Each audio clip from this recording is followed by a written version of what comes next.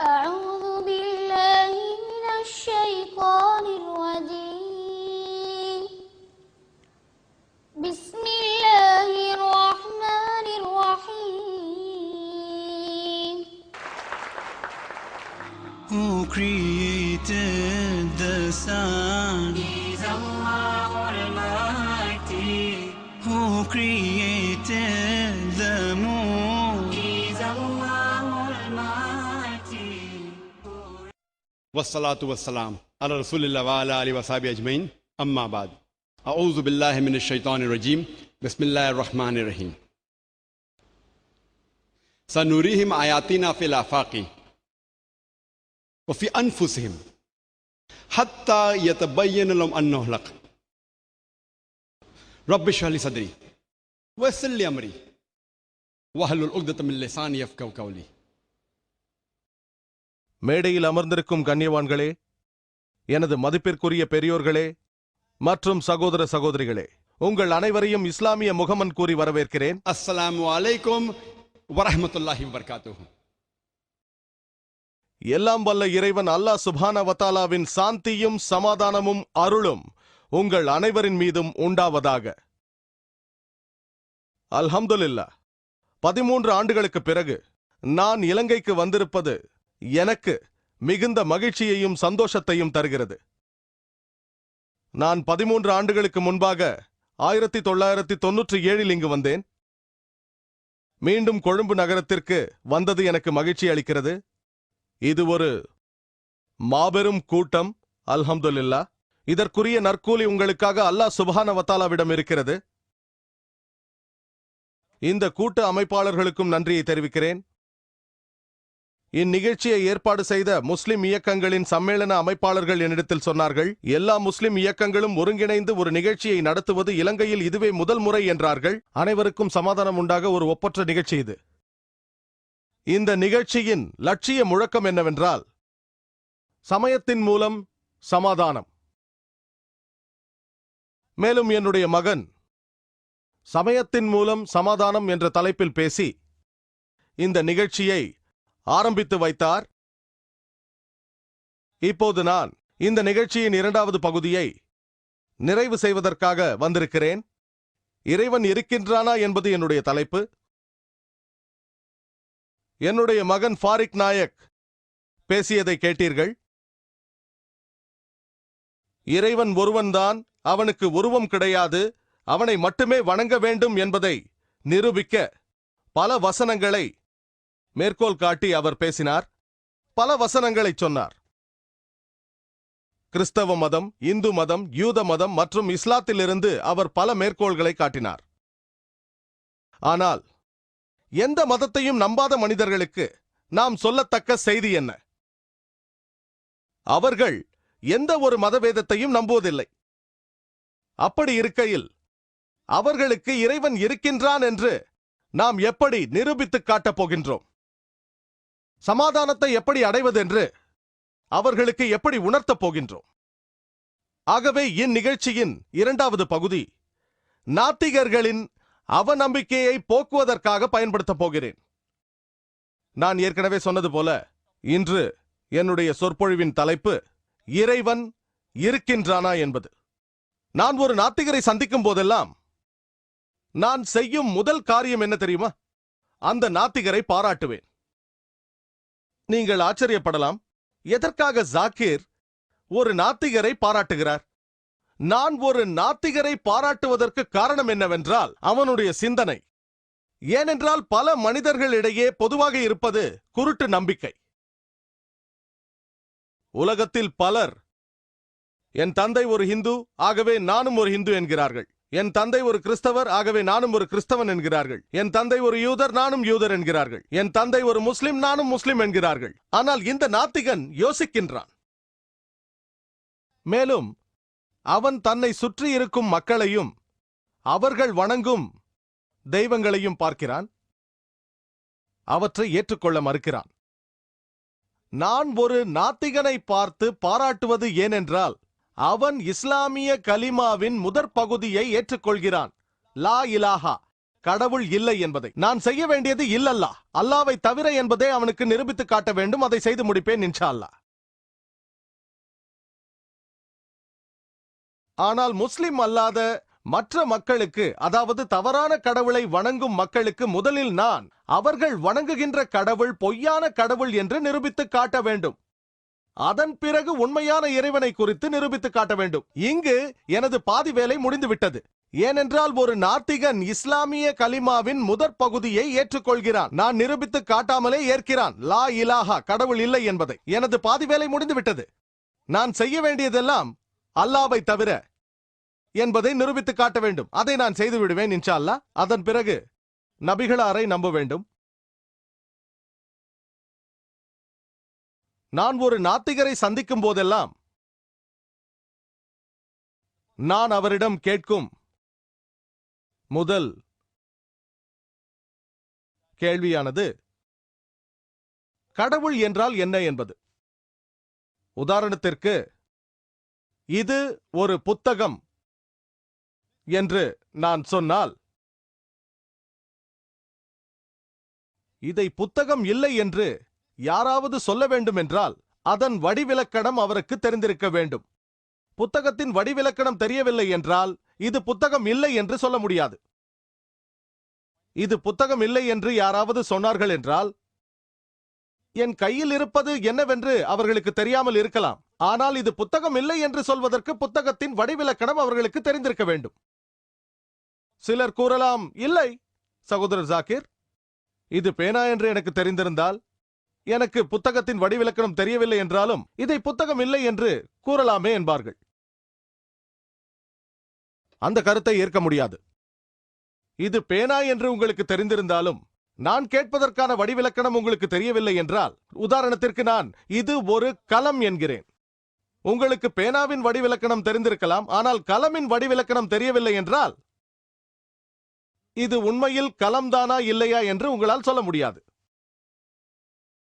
ஏனென்றால் அரபு மொழியில் கலம் என்றால் பேனா என்று பொருள், உருது மொழியிலும் கலம் என்றால் பேனாதான். ஆகவே இது அந்த வகையை சார்ந்தது அல்ல என்று சொல்வதற்கு அதன் வடிவிலக்கணம் தெரிந்திருக்க வேண்டும். ஆகவே இதை நான் புத்தகம் என்று சொன்னால் இது புத்தகம் அல்ல என்று சொல்வதற்கு உங்களுக்கு அதன் வடிவிலக்கணம் தெரிந்திருக்க வேண்டும். உங்களுக்கு தெரியவில்லை என்றால் இதை புத்தகம் அல்ல என்று சொல்ல முடியாது. அதே போல கடவுள் இல்லை என்று சொல்லும் நபருக்கு கடவுளின் வடிவிலக்கணம் தெரிந்திருக்க வேண்டும். கடவுளை பற்றி தெரியவில்லை என்றால் கடவுள் இல்லை என்று சொல்ல முடியாது. இந்த நாத்திகன் தன்னை சுற்றி இருக்கும் மனிதர்கள் எவ்வாறு பல வகையான கடவுள்களை வணங்குகிறார்கள் என்பதை பார்த்துத்தான் கடவுளை குறித்து புரிந்து கொள்கிறான். அதன் பிறகு அவன் யோசிக்கின்றான், இந்த கடவுளும் என்னை போலத்தானே இருக்கிறார். இந்த கடவுளுக்கு உணவு தேவை, ஓய்வு தேவை, உறக்கம் தேவை, அவருக்கு உதவியும் தேவை. ஆகவே இப்படிப்பட்ட கடவுளை நம்பி என்ன பிரயோஜனம் என்று யோசிக்கிறார். உதாரணத்திற்கு,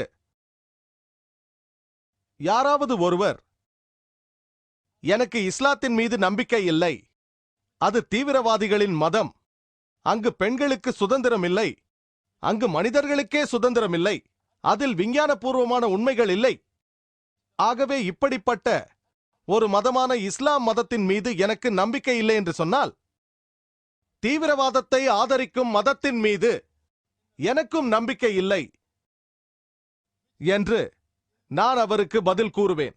பெண்களுக்கு சுதந்திரம் அளிக்காத, மனிதர்களுக்கு சுதந்திரம் அளிக்காத, விஞ்ஞானபூர்வமான ஆக்கப்பூர்வமான உண்மை இல்லாத மதத்தை நானும் நம்பவில்லை என்பேன். இந்த மனிதர் ஏன் இஸ்லாத்தை நம்பவில்லை? இவரை பொறுத்தவரையில் இஸ்லாத்தில் தீவிரவாதம் இருக்கிறது, பெண்களுக்கு சுதந்திரம் இல்லை, மனிதர்களுக்கே சுதந்திரம் இல்லை, ஆக்கப்பூர்வமான விஞ்ஞானபூர்வமான உண்மைகள் இல்லை என்று நினைத்துக் கொண்டிருக்கிறார். அவருக்கு இஸ்லாத்தை குறித்து கிடைத்திருக்கும் கருத்து தவறான கருத்து. நானும் இது போன்ற இஸ்லாத்தை நம்பவில்லை. நான் நம்பிக்கை வைத்திருக்கும் இஸ்லாம் என்று அழைக்கப்படும் மதமானது தீவிரவாதத்தை ஏற்றுக்கொள்ளாத மார்க்கமாகும்.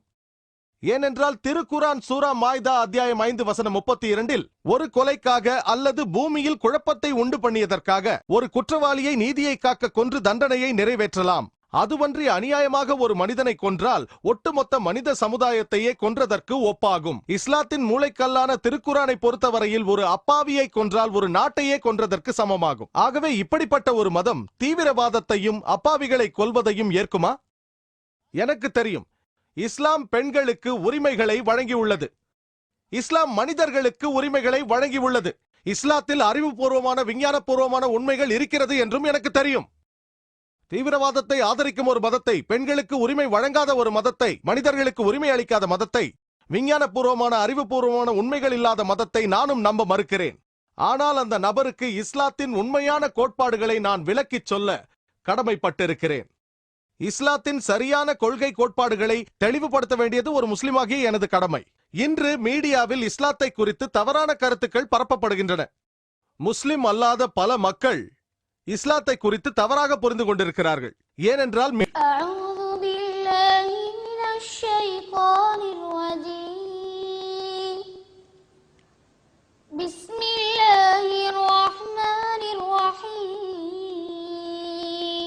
அவர்களுக்கு தவறான தகவல்கள் கிடைக்கின்றன. மீடியா இஸ்லாத்தை குறித்து தவறான தகவல்களை பரப்புகிறது. இஸ்லாம் தீவிரவாதிகளுக்கு ஆதரவு அளிக்கிறது, இஸ்லாத்தில் பெண்களுக்கு உரிமை இல்லை, இஸ்லாத்தில் மனிதர்களுக்கு உரிமை இல்லை, இஸ்லாமிய மதம் அறிவுபூர்வமான விஞ்ஞானபூர்வமான உண்மைகளை ஆதாரமாக கொண்டது அல்ல. ஆகவே நான் சொல்கிறேன், இப்படிப்பட்ட இஸ்லாத்தை நானும் ஏற்க மறுக்கிறேன். எந்த ஒரு அப்பாவி மனிதனையும் கொல்லக்கூடாது என்று நம்புகிற உண்மையான இஸ்லாம் மதத்தின் மீது எனக்கு நம்பிக்கை உள்ளது. பெண்களுக்கு உரிமை வழங்குவதில் எனக்கு நம்பிக்கை உள்ளது. அறிவுபூர்வமான விஞ்ஞானபூர்வமான உண்மைகளை ஆதாரமாக கொண்ட இஸ்லாத்தை நான் நம்புகிறேன். அதேபோல் ஒரு நாத்திகன் கடவுள் இல்லை என்று சொல்லும் பொழுது தன்னை சுற்றி அவன் பார்க்கும் கடவுள் கோட்பாடுகளையே அவன் மறுக்கின்றான். அவனை பொறுத்தவரையில் எல்லாம் வல்ல இறைவனுக்கு உணவு தேவை, பருக நீர் தேவை, அவருக்கு ஓய்வு தேவை, அவருக்கு உறக்கம் தேவை, அவர் தோல்வியை சந்திப்பார், அவரை துன்புறுத்த முடியும். இப்படிப்பட்ட ஒரு கடவுளை அவன் தன்னை சுற்றி பார்க்கும் பொழுது அதை நான் நம்பவில்லை என்கிறான். நான் அவனிடம் இப்படிப்பட்ட கடவுளை நானும் நம்பவில்லை என்பேன், லா இலாஹா. ஆனால் உண்மையான இறைவன் அல்லாவை நம்புகிறேன். இல்லல்லாஹ். ஆகவே நான் அல்லாஹ் சுப்ஹானஹு வ தஆலாவின் உண்மையான கோட்பாடுகளை அந்த நாத்திகனுக்கு விளக்கிச் சொல்ல வேண்டும். என்னுடைய மகன் ஃபாரிக் அல்லாஹ் சுப்ஹானஹு வ தஆலாவின் உண்மையான கோட்பாடுகளை தெளிவாக விளக்கிச் சொன்னார். அவரது சொற்பொழிவிலிருந்து சில கருத்துக்களை நான் முன்வைக்கிறேன். யாராக இருந்தாலும் அல்லாஹ் சுப்ஹானஹு வ தஆலாவை வர்ணிப்பதாக இருந்தால் அவர்கள் பயன்படுத்த வேண்டிய திருக்குரானின் வசனம் சூரா இக்லாஸ் அத்தியாயம் 112 வசனங்கள் 1-4 வரை அவை சொல்கிறது. குல் ஹு அல்லாஹு அஹத், கூறுங்கள் அவன் அல்லாஹ் ஏகன், அல்லாஹு சமத், அல்லாஹ் எந்த தேவையும் அற்றவன், லம் யலித் வலம் யுலத், அவன் பெறவும் இல்லை பெறப்படவும் இல்லை, வலம் யகுல் லஹு குஃபுவன் அஹத், அவனுக்கு நிகராக எவரும் இல்லை. எல்லாம் வல்ல இறைவனான அல்லாஹ் சுப்ஹானஹு வ தஆலாவை வர்ணிக்கும் 4 வரி விளக்கம் இது. எந்த ஒரு மனிதராவது தன்னை கடவுள் என்று சொல்லிக் கொண்டால் அந்த நபரின் குணாதிசயம் இந்த 4 வரி விளக்கத்திற்குள் அடங்கினால் முஸ்லிம்களான எங்களுக்கு அந்த நபரை கடவுளாக ஏற்றுக்கொள்வதில் எந்த பிரச்சனையும் இல்லை. முதலாவது, குல் ஹு அல்லாஹு அஹத், கூறுவீராக அவன் அல்லாஹ் ஏகன். இரண்டாவது, அல்லாஹு சமத், அவன் எந்த தேவையும் அற்றவன். மூன்றாவது, லம் யலித் வலம் யுலத், அவன் பெறவும் இல்லை பெறப்படவும் இல்லை. வலம் யகுல் லஹு குஃபுவன் அஹத், அவனுக்கு நிகர் எவரும் இல்லை. எல்லாம் வல்ல இறைவன் அல்லாஹ் சுப்ஹானஹு வ தஆலாவை வர்ணிக்கும் 4 வரி விளக்கம் இது. யாராவது ஒரு நபரை இவர் ஒரு கடவுள் என்று சொன்னால் அந்த நபரின் குணாதிசயங்கள் இந்த 4 வரி விளக்கத்திற்குள் அடங்கினால் முஸ்லிம்களான எங்களுக்கு அவரை கடவுளாக ஏற்றுக்கொள்வதில் எந்த ஆட்சேபனையும் இல்லை. இந்த சூரா இக்லாஸ் அத்தியாயம் இறையியலின் முறைக்கல்லாகும். இறையியலை தான் ஆங்கிலத்தில் தியாலஜி என்பார்கள், அதாவது கடவுளை பற்றி தெரிந்து கொள்வது. சூரா இக்லாஸ் அத்தியாயம் இறையியலின் உரைக்கல்லாகும். யாராவது ஒருவர் இந்த 4 வரி விளக்கத்திற்குள் அடங்கினால் அவரை கடவுளாக ஏற்றுக்கொள்வதில் முஸ்லிம்களான எங்களுக்கு எந்த பிரச்சனையும் இல்லை. உதாரணத்திற்கு, சில மனிதர்கள் பகவான் ரஜினிஷை கடவுள் என்று சொல்கிறார்கள். ஒரு கேள்வி பதில் நேரத்தில் ஒரு இந்து சகோதரர் என்னிடம் சொன்னார், பகவான் ரஜினிஷை இந்துக்களான நாங்கள் கடவுளாக ஏற்கவில்லை என்றார். ஒருபோதும் நான் இந்துக்கள் பகவான் ரஜினிஷை கடவுளாக ஏற்கிறார்கள் என்று சொன்னதில்லை. நான் இந்து மத வேதங்களை படித்திருக்கிறேன், அதில் எந்த இடத்திலும் பகவான் ரஜினிஷ் கடவுள் என்று சொல்லப்படவில்லை. சில மனிதர்கள் பகவான் ரஜினிஷை கடவுளாக ஏற்றுக்கொள்கிறார்கள் என்றுதான் சொன்னேன். இப்போது சூரா இக்லாஸ் அத்தியாயத்தை வைத்து பகவான் ரஜினிஷை சோதித்து பார்ப்போம். முதலாவது, குல் ஹு அல்லாஹு அஹத், கூறுவீராக அல்லாஹ் ஏகன். பகவான் ரஜினிஷை ஏகன் என்று சொல்ல முடியுமா? தான் கடவுள் என்ற கோரிக்கையை அவர் ஒருவர்தான் முன்வைத்தாரா? ஆயிரக்கணக்கானோர் அந்த கோரிக்கையை முன்வைத்துள்ளார்கள். நீங்கள் எனது நாடான இந்தியாவை பார்த்தீர்களேயானால் நூற்றுக்கணக்கானோர், ஆயிரக்கணக்கானோர் தங்களை கடவுள் என்று சொல்லிக் கொண்டிருக்கிறார்கள். ஆகவே பகவான் ரஜினிஷ் இதில் தனித்தன்மை வாய்ந்தவர் அல்ல. ஆனால் பகவான் ரஜினிஷின் பக்தரை கேட்டால் அவர் வித்தியாசமானவர் என்பார், தனித்தன்மை வாய்ந்தவர் என்பார்கள். ஆகவே அடுத்த பரிசோதனைக்கு செல்வோம். அல்லாஹு சமத், அவன் நித்தியன், எத்தேவையும் அற்றவன். ரஜினிஷ் எத்தேவையும் அற்றவரா? அவருடைய சுயசரிதையை படித்து பார்த்தால் அதில் அவர் ஆஸ்துமா நோயால் பாதிக்கப்பட்டதாக குறிப்பிடப்பட்டுள்ளது. அவருக்கு நீரிழிவு நோயும் முதுகு வலியும் இருந்ததாம். யோசித்து பாருங்கள், எல்லாம் வல்ல இறைவன் முதுகு வலியாலும் ஆஸ்துமா நோயாலும் நீரிழிவு நோயாலும் பாதிக்கப்பட்டிருக்கிறார். மூன்றாவது சோதனை, லம் யலித் வலம் யுலத், அவர் பெறவும் இல்லை, பெறப்படவும் இல்லை. மேலும் பகவான் ரஜினிஷ் மத்திய பிரதேசத்தில் பிறந்தவர் என்று நமக்கு தெரியும். அவருக்கு பெற்றோர்கள் இருக்கிறார்கள். 1981இல் அமெரிக்காவிற்கு சென்று ஆயிரக்கணக்கானோரை தன் வசப்படுத்தினார். ஆரிகான் மாநிலத்தில் ரஜினிஷ்புரம் என்ற சொந்த கிராமத்தை துவங்கினார். அதன் பிறகு அமெரிக்க அரசாங்கம் அவரை கைது செய்து சிறையில் அடைக்கிறார்கள். அப்பொழுது அமெரிக்க அரசாங்கம் தனக்கு மெதுவாக கொல்லும் விஷத்தை ஊட்டியதாக ரஜினிஷ் சொல்கிறார். யோசித்து பாருங்கள், எல்லாம் வல்ல இறைவனுக்கு விஷம் கொடுத்தார்களாம். 1985இல் அவரை அமெரிக்க அரசாங்கம் வெளியேற்றியது. அவர் திரும்ப இந்தியாவிற்கு வந்தார். மகாராஷ்டிர மாநிலத்தில் உள்ள பூனா என்ற நகரத்திற்கு சென்றார். அங்கு சென்ற பிறகு அந்த இடத்தில் ஒரு ஆசிரமத்தை துவங்குகிறார். அதைத்தான் இன்று ஓஷோ என்று அழைக்கிறார்கள். ஓஷோ கம்யூன் என்பார்கள். நீங்கள் பூனாவிற்கு சென்றால் அவருடைய சமாதியில் குறிப்பிடப்பட்டுள்ளது, பகவான் ரஜினிஷ் ஓஷோ பிறக்கவும் இல்லை, இறக்கவும் இல்லை. 11 டிசம்பர் 1931க்கும் 19 ஜனவரி 1990க்கும் இடையே இந்த பூமிக்கு வந்து சென்றாராம். பிறக்கவும் இல்லை, இறக்கவும் இல்லை. 11 டிசம்பர் 1931க்கும் 19 ஜனவரி 1990க்கும் இடையே பூமிக்கு வந்து சென்றாராம். இந்த உலகத்தில் உள்ள 21 நாடுகளுக்கு செல்ல அவருக்கு விசா மறுக்கப்பட்டதை சமாதியில் குறிப்பிட மறந்துவிட்டார்கள். யோசித்து பாருங்கள், எல்லாம் வல்ல இறைவனுக்கு இந்த பூமியில் பல பகுதிகளுக்கு செல்ல விசா தேவைப்படுகிறது. ரஜினிஷை இந்த நாட்டை விட்டு வெளியேற்றவில்லை என்றால் அவரது வீட்டையும் அவரது சீடர்கள் வீட்டையும் எரித்து விடுவோம் என்று கிரேக்க நாட்டின் பேராயர் சொல்லியிருக்கிறார். 4வது, வலம் யகுல்லஹு குஃபுவன் அஹத். இந்த பரிசோதனையில் உண்மையான எல்லாம் வல்ல இறைவனை தவிர வேறு எவராலும் தேர்ச்சி பெற முடியாது. அவனுக்கு நிகராக வேறு எவரையாவது வைக்க முடிந்தால் அவன் இறைவன் கிடையாது. வலம் யகுல்லஹு குஃபுவன் அஹத், அவனுக்கு நிகரில்லை.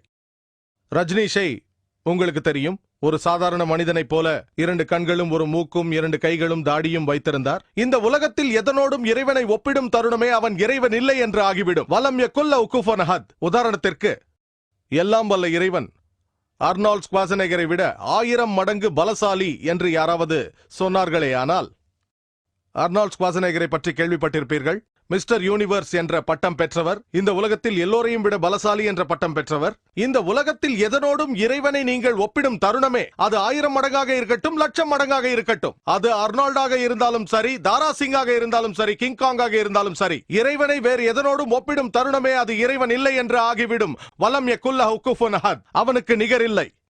அல்லாஹ் சுப்ஹானஹு வ தஆலா எல்லாம் வல்ல இறைவனின் 4 வரி விளக்கம் இதுதான். இறை கோட்பாடு என்பது இதுதான் என்று நாத்திகனுக்கு நாம் விளக்கிச் சொன்னோமே ஆனால் கண்டிப்பாக உண்மையான இறை கோட்பாட்டை அவனால் மறுக்கவே முடியாது.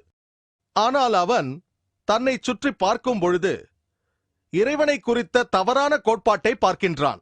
இறைவன் தோல்வியை சந்திப்பார், இறைவனால் காயமடைய முடியும், இறைவனுக்கு உதவி தேவை, இறைவனுக்கு உணவு தேவை, அவனுக்கு உறக்கம் தேவை, அவனுக்கு ஓய்வு தேவை. இதையெல்லாம் பார்க்கும் பொழுது ஒரு நாத்திகன் அறிவுபூர்வமாக சிந்திக்கின்றான். இறைவனுக்கு ஓய்வு தேவை, அவனுக்கு உணவு தேவை, அவனுக்கு உறக்கம் தேவை, அவனுக்கு உதவி தேவை, அவனிடம் வல்லமை ஏதும் இல்லை, அவன் ஏகன் இல்லை, அவன் நித்தியன் இல்லை, அவன் இறந்து போகக்கூடும். ஆகவே இப்படிப்பட்ட ஒரு இறைவனை நான் ஏன் ஏற்க வேண்டும் என்று பொய்யான இறைவனை அவன் மறுக்கின்றான். அதுதான் நமது கலிமா ஷஹாதாவின் முதற் பகுதியான லா இலாஹா என்பதாகும். அறிவுபூர்வமாக சிந்திப்பவர்கள் எவரும், மேலும் வேதங்களை நம்புபவர்களும் உண்மையான இறை கோட்பாட்டை நம்பித்தான் ஆக வேண்டும். ஆனால் அநேக நாத்திகர்களில் பலரும் விஞ்ஞானத்தை நம்புகிறார்கள். அவர்களுக்கு விஞ்ஞானம் மட்டும்தான் அளவுகோலாகும்.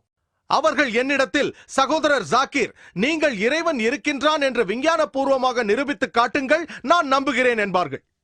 அநேக நாத்திகர்களுக்கு ஆதியும் அந்தமும் விஞ்ஞானமாகத்தான் இருக்கிறது. ஏனென்றால் இன்றைய உலகம் ஒரு விஞ்ஞான யுகமாகும். ஆனால் இன்ஷா அல்லாஹ் என்னுடைய சொற்பொழிவின் அடுத்த பகுதியில் விஞ்ஞானத்தின் மீது நம்பிக்கை வைத்துள்ள நாத்திகனுக்கு அல்லாஹ் சுப்ஹானஹு வ தஆலா இருப்பதை நான் விஞ்ஞானபூர்வமாக நிரூபித்து காட்டுவேன். திருக்குரான் மற்றும் நவீன விஞ்ஞானத்தின் உதவியோடு இதை செய்ய போகிறேன்.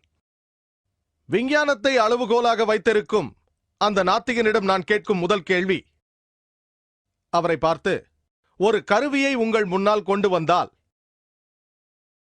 இந்த உலகத்தில் இதுவரை யாருமே கண்டிராத ஒரு கருவி, அது குறித்து இந்த உலகத்தில் யாருக்கும் தெரியாது. அதை அந்த நாத்திகருக்கு முன்னால் வைத்து ஒரு கேள்வி கேட்கப்படுகிறது. இந்த கருவியின் இயக்கம் பற்றிய விளக்கத்தை